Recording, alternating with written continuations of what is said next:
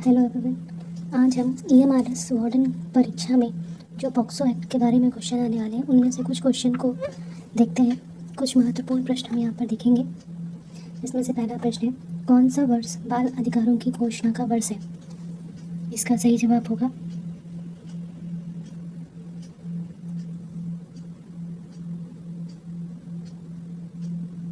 1959। हमारा अगला प्रश्न है, NGO का पूरा नाम क्या है? इसका सही जवाब होगा गैर सरकारी संगठन।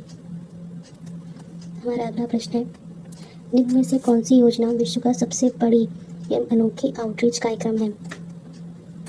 इसका सही जवाब है समन्वित बाल विकास योजना। हमारा अगला प्रश्न है, संयुक्त राष्ट्र द्वारा बच्चों के जीवन रक्षा, संरक्षण और विकास पर घोषणा किस वर्ष अपनाया गया? इसका सही जवाब है 1989। हमारा अगला प्रश्न है, शिक्षा का अधिकार अधिनियम के अंतर्गत निम्न में से कौन सा प्रतिबंधित है? इसका सही जवाब होगा उपरोक्त दोनों। हमारा अगला प्रश्न है, बाल विवाह अधिनियम 2006 के अनुसार महिलाओं में बालक का अर्थ है वह व्यक्ति जिसकी उम्र कितने वर्ष पूरी नहीं हुई है? इसका सही जवाब होगा 18 वर्ष।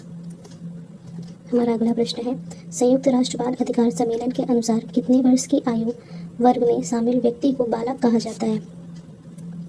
इसका सही जवाब है 0 से 18 वर्ष तक की आयु के बच्चों को बालक कहा जाता है। हमारा अगला प्रश्न है, भारत नवजात कार्य योजना कौन से वर्ष में आरंभ की गई है?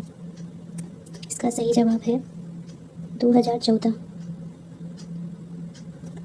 हमारा अगला प्रश्न है, DWCRA की शुरुआत किस वर्ष में हुई थी? इसका सही जवाब है 1982 और 83 में। हमारा अगला प्रश्न है, भारत में असंगठित क्षेत्र के कर्मियों के लिए कौन सा कानून लागू होता है? इसका सही जवाब है उपरोक्त सभी। हमारा अगला प्रश्न है, पॉक्सो अधिनियम 2012 की धारा 25 किससे संबंधित है? इसका सही आंसर होगा मजिस्ट्रेट द्वारा बच्चों के बयान की रिकॉर्डिंग से। हमारा अगला प्रश्न है, पॉक्सो अधिनियम के अनुसार बच्चा क्या है? इसका सही आंसर होगा 18 वर्ष से कम आयु का कोई भी व्यक्ति। हमारा अगला प्रश्न है, पॉक्सो संशोधन विधेयक किसने पेश किया था? इसका सही जवाब है वीरेंद्र कुमार। हमारा अगला प्रश्न है, पुलिस को बाल यौन शोषण के मामले की सूचना बाल कल्याण समिति को कितने घंटों के भीतर देनी होगी? इसका सही जवाब है रिपोर्ट प्राप्त होने के 24 घंटे के अंदर। हमारा अगला प्रश्न है, पॉक्सो एक्ट कब लागू हुआ था? इसका सही जवाब है 14 नवंबर 2012। हमारा अगला प्रश्न है, पॉक्सो एक्ट 2012 की संवैधानिक पृष्ठभूमि हो सकता है? इसका सही जवाब है उपरोक्त सभी।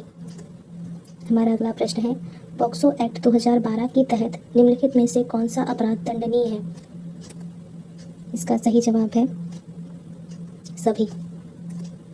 हमारा अगला प्रश्न है, पॉक्सो एक्ट 2012 किससे संबंधित है? इसका सही जवाब है लैंगिक उत्पीड़न के लिए दंड। हमारा अगला प्रश्न है, पॉक्सो एक्ट 2012 की कौन सी धारा आपराधिक मानसिक स्थिति के अनुमान से संबंधित है? इसका सही जवाब है धारा 30।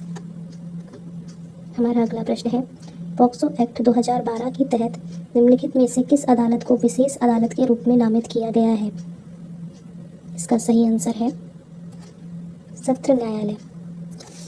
धन्यवाद दोस्तों। ये कुछ इम्पॉर्टेंट पॉक्सो एक्ट के क्वेश्चन थे जो कि हमारे EMRS वार्डन परीक्षा के लिए अत्यधिक महत्वपूर्ण है। धन्यवाद।